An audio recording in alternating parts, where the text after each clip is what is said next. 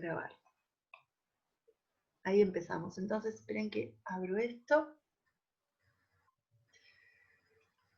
¿Ven la pantalla maximizada ahora?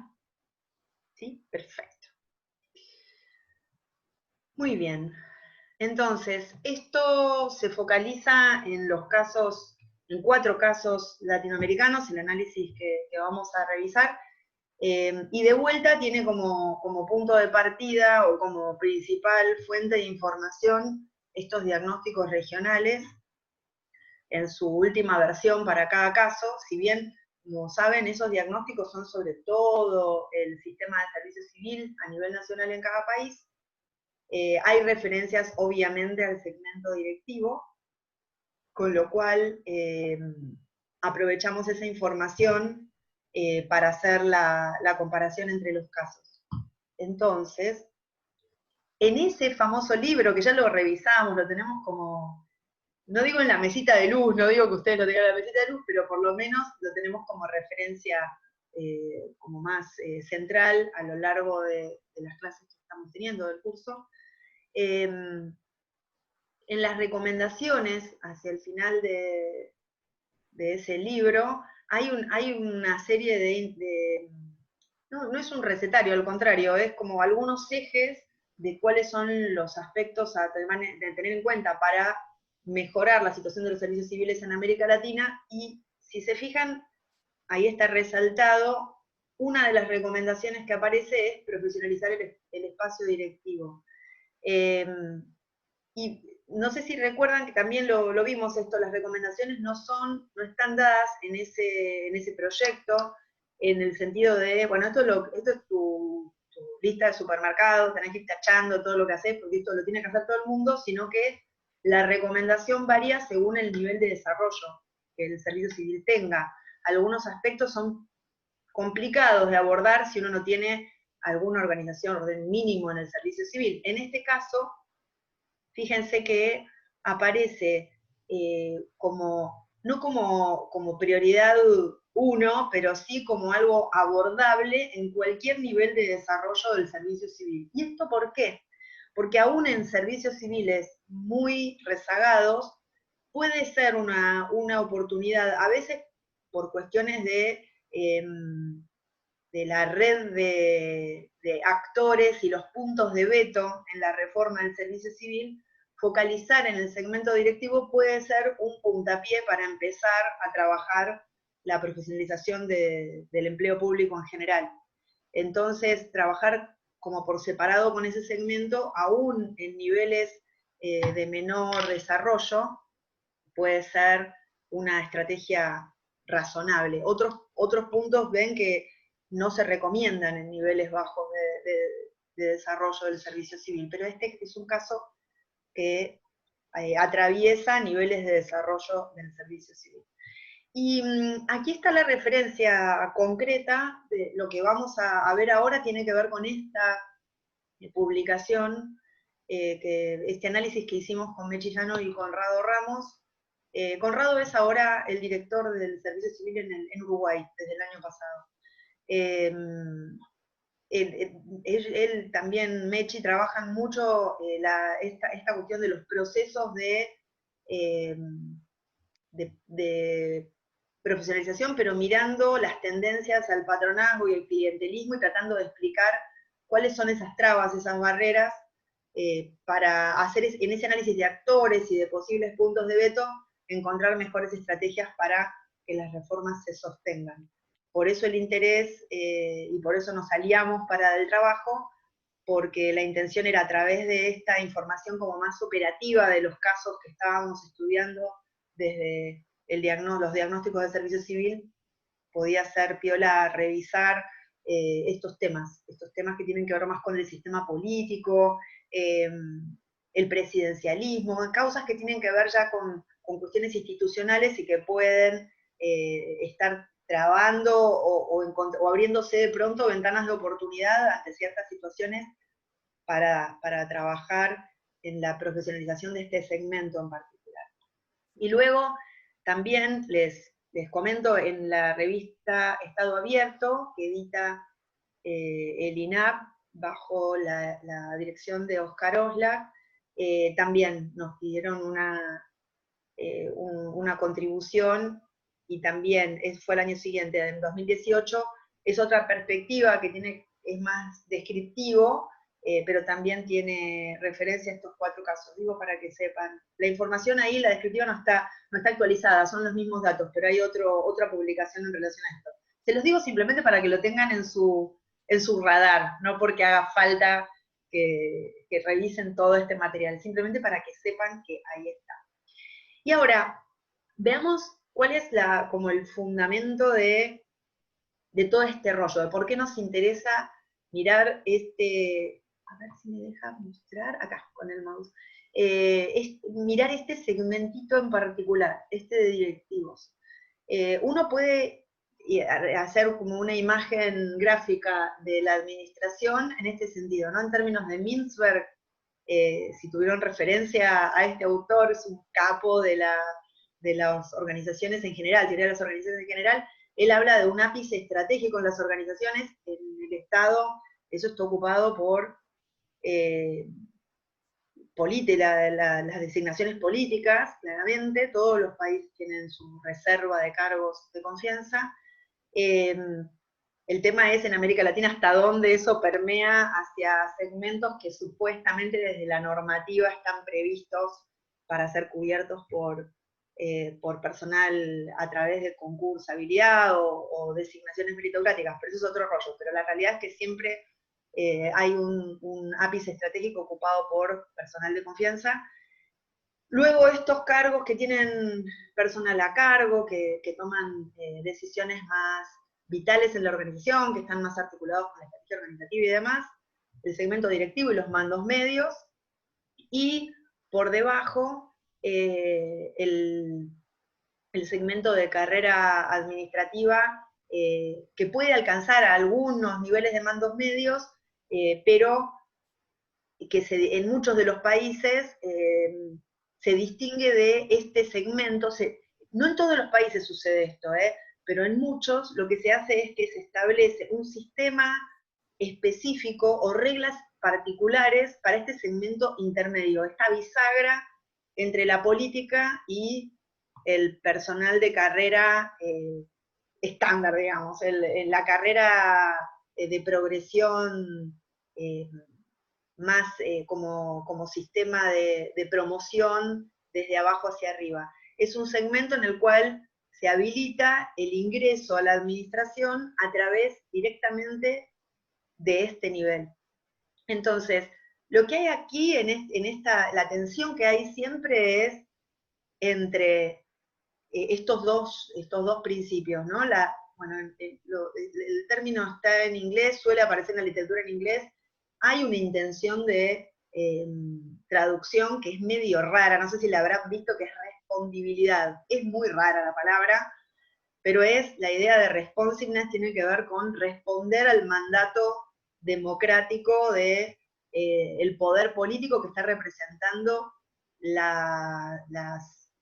el mandato ciudadano, digamos, ¿no? Responder a las necesidades de la ciudadanía que se expresó en las urnas, decidió que haya un partido político ganador en las elecciones, se conforma el Poder Ejecutivo, que es unipersonal, pero designa al presidente los cargos electivos, los cargos de designación directa a partir de los electivos, quiero decir, y luego a partir de ahí es que se establece todo el gabinete y se establecen las autoridades de cada una de las áreas en el Poder Ejecutivo. Entonces, eso tiene un principio, responde a un principio de responsiveness, de responder, que la burocracia responda al mandato de la ciudadanía. Pero por otro lado, esto también es una tensión con el principio de autonomía. La realidad es que no queremos que haya injerencia que no corresponda de la política en la administración, pero tampoco queremos que haya una autonomía que implique que la administración, no importa quién esté dirigiendo el gran barco, el transatlántico de la administración, el Estado siga haciendo siempre lo mismo. Para algo tenemos con el mandato democrático un cambio de autoridades. Entonces, esa tensión entre autonomía y responsiveness es lo que hay detrás de esta posible estrategia en algunos países de trabajar sobre este nivel directivo, donde hay profesionalización también de este nivel, pero con un componente de garantizar la responsiveness hacia la política. Ese es el objetivo que suele tener el trabajo sobre este segmento de alta dirección pública. La tensión existe siempre y es en gran parte el motor, el motivo de que haya tanta dificultad para establecer e institucionalizar estos sistemas competitivos en el segmento directivo, que es muy sensible, ¿no? Porque está cerca del poder político. Y aquí hay en el trabajo, en el paper este que les propongo que revisemos, hay una referencia a un modo de entender cómo se dan estas idas y vueltas de la conformación de sistemas de alta dirección pública que viene de Merrill Grindle. Tiene un libro que es una maravilla, analíticamente es brillante, que se llama Jobs for the Boys, Trabajo para los Muchachos. Ya es fuerte el título, y esa referencia tiene que ver con una frase muy famosa a principio, creo que fue así, no, mediados del siglo XIX, en Estados Unidos, en el Congreso, donde se discutía la profesionalización, y uno de los que estaba incluido en este debate legislativo dijo que era imposible profesionalizar la administración pública, porque siempre que uno ganaba las elecciones había que tener trabajo para los muchachos, cargos para quienes habían apoyado el llegar al poder. Estaba instaladísimo eso, y se consideraba como un avance frente a lo previo, porque lo previo era que los que gobernaban eran las élites más ilustradas, con lo cual esto era democracia, llegamos nosotros, nos votaron, venimos con todos los que nos apoyaron, porque es la manera de garantizar la responsiveness, esa era la idea. Entonces, esos sistemas de patronazgo que se pusieron ya en discusión cuando se empezó a complejizar, el Estado empezó a ser como más especializado, con más áreas que necesitaban ser más profesionales para responder a necesidades muy específicas, entonces se pusieron en discusión. Ese esquema ya dejó de funcionar, porque no era traigo a mis 15 amigos que me ayudaron a votar, necesito gente especializada para cada área, cómo hago y demás. Entonces empezó a dejar atrás este sistema de patronazgo en los países desarrollados. Miren la maravilla de mi diseño gráfico, acá tienen esos globitos terráqueos que marcan Europa y el norte de América. Entonces, esos son los casos. Y me faltó porque si no se me arruinaba el diseño gráfico, pero también habría que poner los países del Pacífico, ¿no? Las excolonias, en Nueva Zelanda y Australia también tienen estos sistemas. Dejaron atrás estos sistemas de patronazgo para poner sistemas de mérito. Bueno, en realidad Inglaterra exportó sus sistemas a todas las colonias y a las excolonias, y por eso quedaron instalados ahí también Australia y Nueva Zelanda.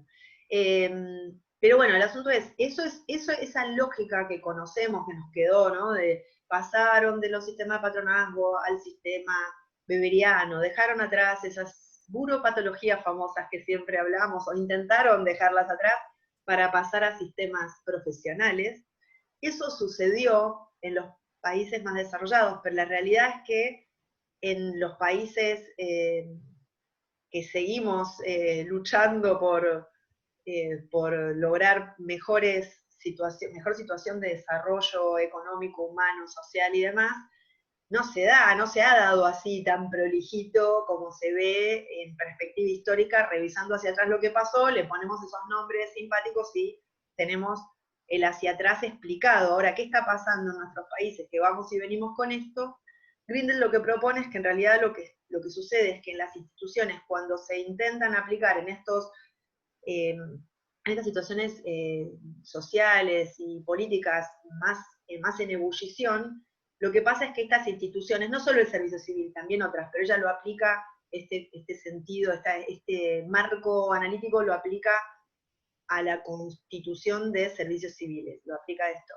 Es que hay etapas de construcción, de intentar replicar ese modelo de profesionalización que suele plasmarse en normas impecables, se instala con mucha fuerza, con apoyo político y demás, pero como hay tantos intereses detrás del sistema preexistente, porque permite distribuir poder, porque permite mal o bien lograr esa responsiveness, garantizarla de algún modo, los incentivos son tan complejos, hay tantos actores en el medio que entran en una etapa de deconstrucción donde se empieza como a erosionar.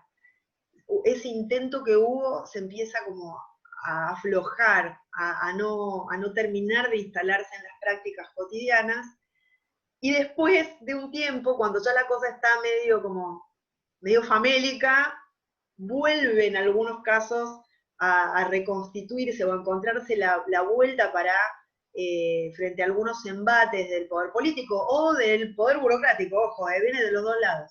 Puede venir la cuestión desde el poder político o también desde la propia burocracia de intentar tener más autonomía. Los dos actores, de los dos lados se juega este partido. Entonces, eso es lo que dicen. Algunos países logran establecer cierto grado de reconstrucción y en otros queda en esa deconstrucción sin terminar de prosperar. Entonces, ese es como el esquema de análisis. El libro está buenísimo, está en versión electrónica y en papel, si en algún momento les interesa, está bueno. Y en el trabajo, quienes lo miraron en diagonal, si vieron los títulos, son un poco spoiler alert, digamos, porque ya con el título se imaginan cuáles son los casos que se quedan en la desconstrucción y cuáles lograron, al menos hasta ahora, sostenerse más o menos en medio de cambios, de sucesivos cambios y recambios de elecciones en los últimos años, ¿no? Entonces los títulos son del inicial entusiasmo reformista al progresivo retorno a la desconfianza política en la burocracia. Este es el caso de México. En Argentina, un itinerario de modernización zigzagueante y discontinuo. En el tercero, ese es el caso nuestro. El caso de Perú, trayectoria ascendente con focos de resistencia. Y el caso chileno, legitimidad incremental con lapsos de desalineamientos. Estos títulos tan poéticos se deben a que el trabajo está escrito con dos politólogos. La economista le hubiera puesto el caso mexicano, el caso argentino, el caso peruano y el caso chileno, pero ahí quedó divino los títulos. Y vamos ahora a lo que sucedió en cada uno de los casos, un panorama rápido, después igual lo conversamos cuando hacemos nuestra ronda sobre este tema. Estoy mirando el reloj, así no me paso, quiero tomar 15 minutos más o menos para hacer como el rápido paneo entre los casos. Este es el caso de México, y lo que hicieron en 2013 ellos fue intentar, y el título de esa sección lo dice, sin lograrlo, un servicio profesional de carrera general.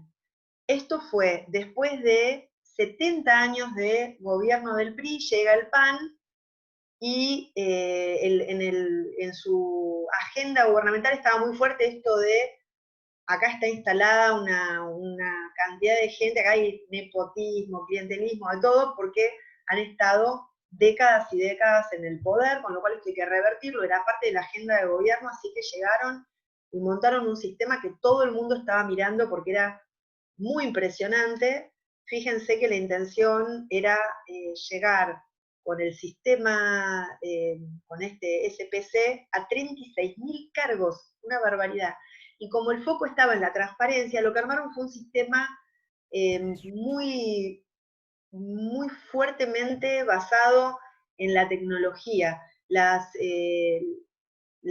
postulaciones eran en línea, se hicieron exámenes de respuesta, o sea, había barreras iniciales en todos los concursos que tenían que ver con exámenes que se administraban desde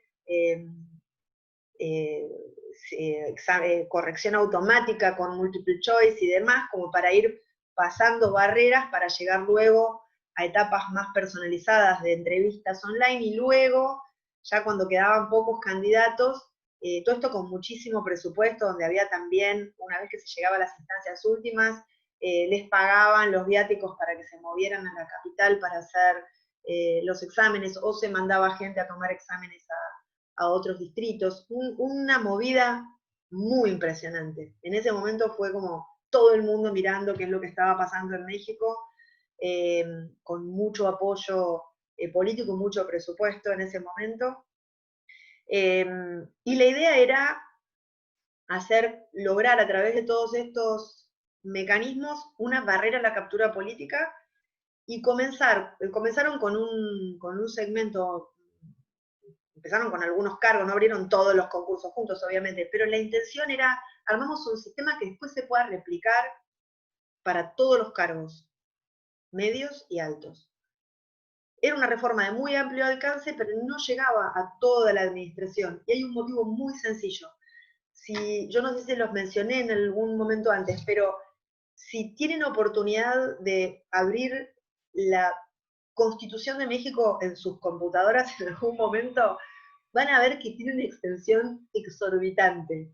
Hay una sección entera que habla de los derechos de los trabajadores del Estado. Está en la Constitución, tienen detalles que son ridículos. O sea, no les quiero decir hasta los días de vacaciones, pero hay cuestiones muy concretas que modificar condiciones de trabajo para empleados públicos en México implica una reforma constitucional. Eso era imposible. Por lo tanto, para destrabar lo que había sucedido durante tantos años y tratar de profesionalizar, se concentraron en los cargos altos. Pero no hicieron una prueba piloto, nada. Se mandaron con un sistema que abarcaba todo, y lo que sucedió fue que cuando, bueno, hubo 2 gestiones continuadas que le dieron bastante, no, en realidad la primera le dio mucha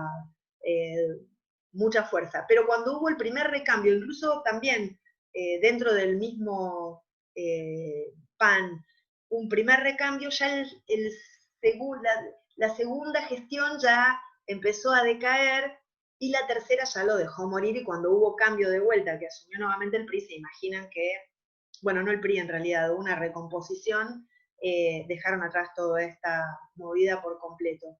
Así que este es un caso donde se nos cae el sistema en esa etapa de deconstrucción de la que hablaba antes Greenwood.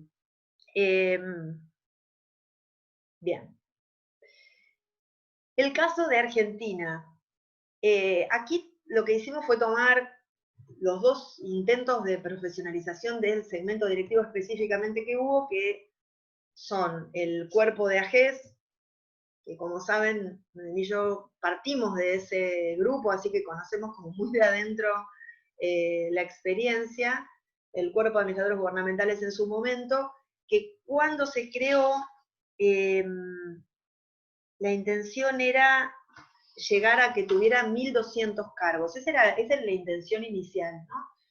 Establecer 1.200 puestos que fueran, la frase que usaba Alfonsín en ese momento, en realidad Roulet, que era como su asesor, que propuso este sistema inspirado en la ENA francesa, en los cuerpos de gerentes en Francia, los hombres y las mujeres del presidente. Era un equipo pensado como un grupo de élite que pudiera asignarse a distintas áreas en el Estado para colaborar en la implementación de políticas públicas estratégicas, ¿no?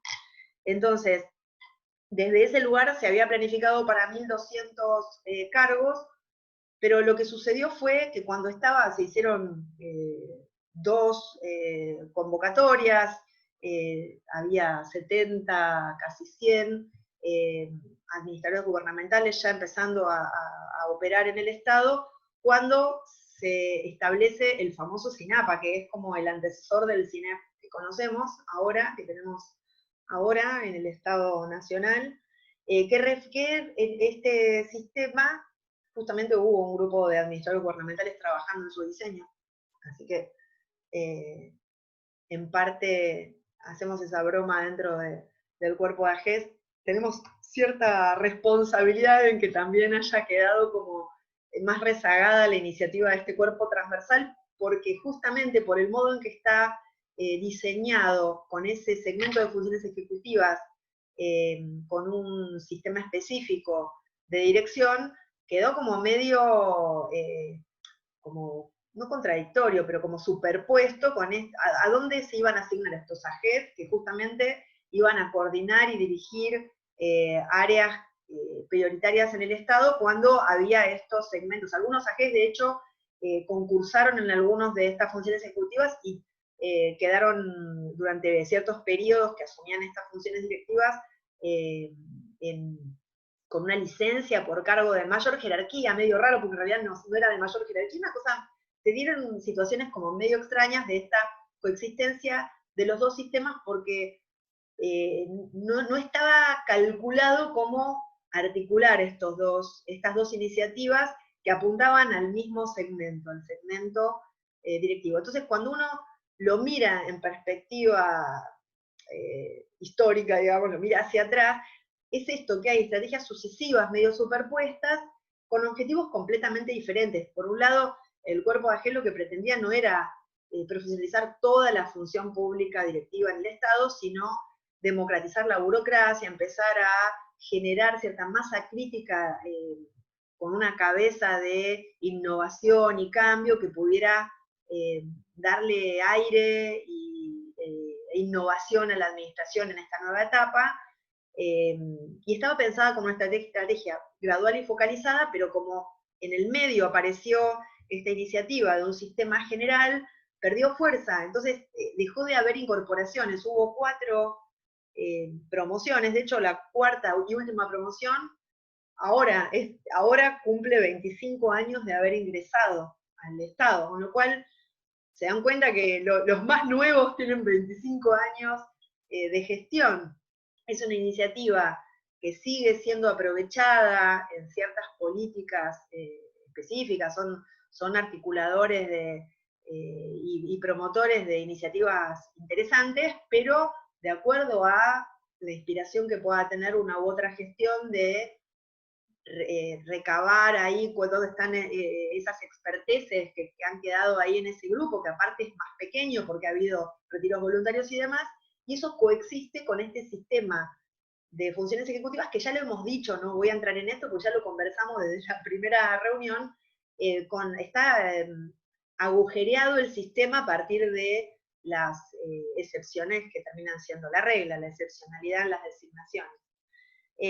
Las estrategias son distintas, una fue una estrategia gradual y focalizada, la de los AGEs, y las funciones ejecutivas del CINAPA en su momento, CINEP ahora, era una reforma integral, pero las dos también cayeron en esa situación de construcción, en un caso por falta de incorporaciones y falta de aprovechamiento integral y prioritario de esas capacidades, y en el otro, por lo que ya sabemos, ¿no? Por las excepciones que son la regla. Ahora vienen los dos casos que han logrado llegar a esta tercera etapa que propone Greenfield, ¿no? De reconstrucción. Y son casos como interesantes para mirar, no porque sean la solución para todo el mundo, no porque, ay, tenemos que hacer lo que hace Perú o tenemos que hacer lo que hace Chile. Pero está bueno mirarlos, porque Perú era uno de los casos, no sé si se acuerdan, cuando vimos la presentación esta del panorama regional, estaba recontra el fondo en el año 2004, esa medición inicial, la línea de base famosa de esos diagnósticos, estaba quinto, empezando de abajo. Esa frase es la que usó la persona que se encargó de encarar esta reforma para hablar con el presidente Alan García en ese momento, era Núñez Paz. Somos grandes amigas, a partir de este trabajo que hicimos en su momento, quedamos muy en contacto y seguimos trabajando en proyectos juntas. Esa fue la frase que usó Nuria para convencer a Alan García de que había que hacer algo. Mire, presidente, el BID acaba de hacer un ranking y estamos en esta posición cuando estamos al mismo tiempo postulando para ingresar a la OSD. Era como raro. Entonces le pusieron muchas fichas a intentar profesionalizar, con un lío importante en términos legales porque había una ley nueva de servicio civil que estaba impugnada, no la podían aplicar, la gente seguía aplicando la vieja porque la estaba impugnada, era un caos. Y como había mucho mucha resistencia sindical a una reforma del servicio civil para todo el empleo público, dijeron, bueno, vamos a ir con esto. Una solución medio creativa y original, que era una especie de un cuerpo de gerentes públicos, una onda como, tomaron como inspiración el cuerpo de administradores gubernamentales, pero distinto, lo hicieron a la peruana, pero bien, aplicado a sus propias posibilidades, que era, vamos a armar un cuerpo de gerentes transversal que pueda depender del área rectora que se creó con esta norma, junto con el cuerpo de gerentes públicos se creó Servir, el área de servicio civil. Va a depender de Servir, pero no es como en el cuerpo de administradores gubernamentales, que el presupuesto depende de presidencia en su momento, jefatura de gabinete en su momento, secretaría de la gestión pública, donde sea, que dependen los AGES, sino que los cargos que ocupan son cargos presupuestados en organizaciones a las cuales son asignados. Lo que paga Servir, el área central, es el plus de conducción. Es lo que hace que la designación sea atractiva y tenga este plus de tener que responder hacia Servir por las innovaciones y los cambios que hayan logrado en la gestión, en el cargo que están ocupando.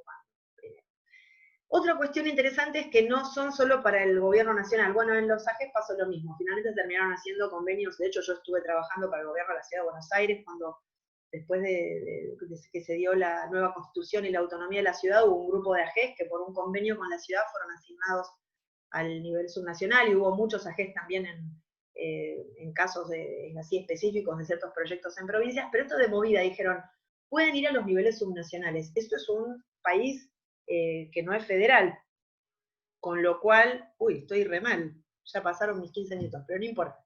Vamos con el caso peruano y chileno y después lo discutimos. Entonces, aquí directamente se propuso, podemos ir a los niveles subnacionales, de vuelta, el nivel nacional apoya mucho a los niveles, a los niveles que serían municipal y los territorios, porque justamente no es un gobierno federal. Entonces eso le dio mucha flexibilidad al sistema a medida que se les iba complicando. Cuando empezaban a aparecer trabas, con esto que decía Grindel, ¿no? De que, bueno, todo muy bien al principio, mucha fuerza, asignaban los gerentes públicos a lugares copados, tenían resultados bárbaros, demás. Hay un cambio de gobierno y empieza, el nuevo gobierno llega y, momento, ¿quiénes son estos? ¿De dónde vienen? Y no sé qué, empezó a haber varios gerentes públicos que volvieron a la bolsa de Servir. Cuando están fuera de la gestión les pagan como una especie de seguro de desempleo durante un tiempo y luego son reasignados, ahí vuelven a cobrar su plus de conducción, un sistema bien ingenioso donde mantenían a la gente andando y demás.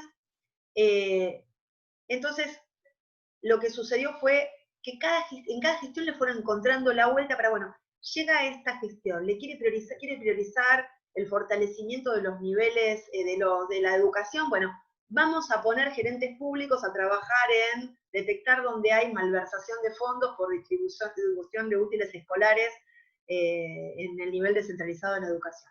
Con esa estrategia ad hoc, se especializaron en reclutar y seleccionar directivos, y ese know-how fue aprovechado por los sucesivos gobiernos. El cuerpo de gerentes públicos sigue funcionando, les cuento, spoiler alert, después de todos estos cambios de gestión y todo este tiempo. En el medio lograron sacar la ley de servicio civil, con lo cual supuestamente este cuerpo de gerentes públicos, al instalarse la nueva ley de servicio civil para todo el mundo, iba a ser absorbido por el nuevo sistema. Pero ¿qué es lo que sucedió? Lo que se deconstruyó fue la ley de servicio civil, esa tan generalizada que no logró implementarse plenamente en todos lados, y lo que persiste es este cuerpo ad hoc de gerentes que lo que logra es innovación y gestión y transparencia en ciertos segmentos del Estado a través de este mecanismo al cual han echado mano sucesivos gobiernos con prioridades distintas, pero siempre con esta intención de queremos hacia la ciudadanía mostrar que acá se resuelve desde la profesionalización. Ese es el caso peruano. O sea, no sin problemas, van y vienen y demás, pero han logrado esta iniciativa de los gerentes públicos, se ha sostenido, incluso ha sobrevivido frente a un intento de ley general. Y por último, el caso chileno, donde también fue al mismo tiempo que el mexicano. Ven que en 2003 estábamos todos mirando México y mirando Chile a ver qué pasaba. Como recuerdan, México era una reforma súper general. Acá en 2003 también se hizo una reforma que se llama Nueva Ley de Trato Laboral, una nueva ley de servicio civil, pero lo que se hizo fue meter en esa reforma genérica de toda la administración pública, del empleo público general, un capítulo específico, que en realidad es una ley metida así con forceps dentro de otra, un capítulo que instala la alta dirección pública, porque en el momento en que estaban negociando la ley, que fue un lío, porque estaban los sindicatos súper involucrados en promover que se respetaran los derechos colectivos en un país donde no hay convenciones colectivas en el Estado, donde no se reconocen los sindicatos y demás, en los hechos tenían igual mucha fuerza, se logra acordar esta norma y en el momento en que están gestionando para sacarla, la ley de nuevo trato laboral, hay un lío tremendo de un escándalo total de sobresueldos que a nosotros nos haría matar de risa, porque era una cosa que imputaron un sobresueldo a ciertos segmentos para lograr reclutar gente preparada para algunos cargos, pero lo que hicieron fue imputarlo a un rubro que no correspondía. ¿Se entiende? No era, en nuestro país sería una desprolijidad administrativa. En Chile fue el acabose. Se armó, el lío fue tan grande que el presidente dijo, esto me lo arreglan, y como venían en el Ministerio de Economía y otras áreas del Estado, estaban hacía varios años pensando qué hacer con el segmento directivo y había un proyecto dando vueltas de armar un sistema muy extraño, que es lo que hicieron finalmente, de alta dirección pública, para cargos que eran de confianza, una cosa rarísima. Cargos que eran de confianza, que no tuvieran incidencia directa en definición de políticas públicas, o sea, revisar todos los cargos más pegados a los selectivos, como de tercera línea, digamos, y ver cuáles eran más operativos o más gerenciales, y a esos seleccionarlos por concurso público, pero dejando cierto margen de discrecionalidad a la autoridad nominadora. Una cosa rarísima. Ahora, hicieron eso, armaron ese sistema, también todos mirándolo, cómo hicieron esto para pasar esto no sé si va a prosperar o no. Esto fue con el gobierno, con un gobierno muy progresista. En su momento hubo cambios de gestión de ese mismo partido político, pero luego pasaron al extremo político inverso, y a pesar de eso el sistema se sostuvo. Con cada cambio de gobierno siempre hubo tembleques, algunos de estos altos directivos públicos renunciaban, sobre todo los que estaban los de más alto nivel, porque son varios niveles, son tres niveles de altos directivos públicos. Los más pegados al nivel político o renunciaban o los renunciaban, porque era como medio, bueno, te hago la vida tan imposible que al final terminas renunciando.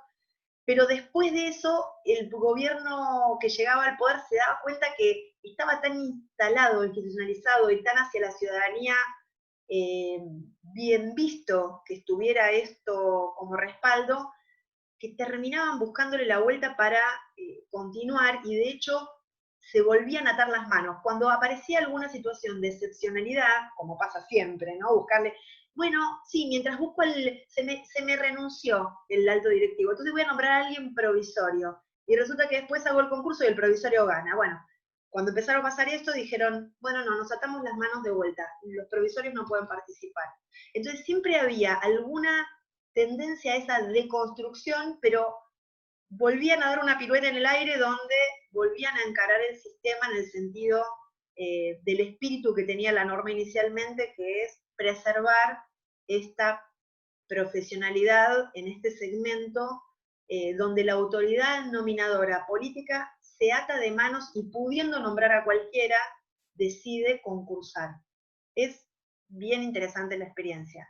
De vuelta, no es que, esto es lo que tenemos que hacer todos y hay un montón de motivos, que es lo que queríamos explorar justamente el trabajo, ¿no? Hasta dónde se explica esto por el peso que tiene el poder presidencial respecto de otros en cada país. Hay mil motivos institucionales, pero la realidad es que, si bien la tendencia a la politización sigue existiendo, esto es un colchón que permite que haya innovación y profesionalismo en un segmento que antes no lo había. Con lo cual es un caso bien interesante para ver, donde se intenta este famoso esquema de combinar mérito y flexibilidad, o mérito y gobernabilidad. Entonces, aquí simplemente para terminar, la síntesis de los casos que en algún punto se ha como perdido fuerza en esos intentos que ha habido de profesionalizar este segmento en particular, y aquellos que han logrado reinventarse o reinventar el esquema para poder seguir adelante con segmentos profesionales en los niveles directivos. Y acá, las fuentes, ya lo recontra conocen porque lo hemos visto, he usado este texto del BID. También alertarlos de este otro documento muy operativo de Cortázar, Velarde y Mariano Lafuente, que tiene como una especie de, es muy, muy interesante como está escrito, como un menú a la carta. ¿Usted quiere tener una alta dirección pública? Aquí tiene modelos alternativos a partir de los aprendizajes de la región. Es un texto súper operativo y se los recomiendo. Si algo de lo que están trabajando los casos que están, los casos concretos que tienen entre manos, tiene algo que ver con este segmento, miren ahí porque hay como un análisis muy operativo e interesante para tener en cuenta. Y la última referencia es esta de Grindel, más analítica, pero también toma, el capítulo descriptivo está tomado de los diagnósticos del servicio civil, al momento en que ella escribió el libro, ¿no? No toma en cuenta la segunda medición, sino la primera, la línea de base, pero a partir de eso también hace un análisis político interesante. Esto es todo. Dejo de compartir y ahora sí, volvemos a nuestra ronda. ¿Saben qué voy a hacer para que esto no se haga tan... Dejamos de grabar acá, que es la parte más informativa o descriptiva, y ahora comenzamos la conversación.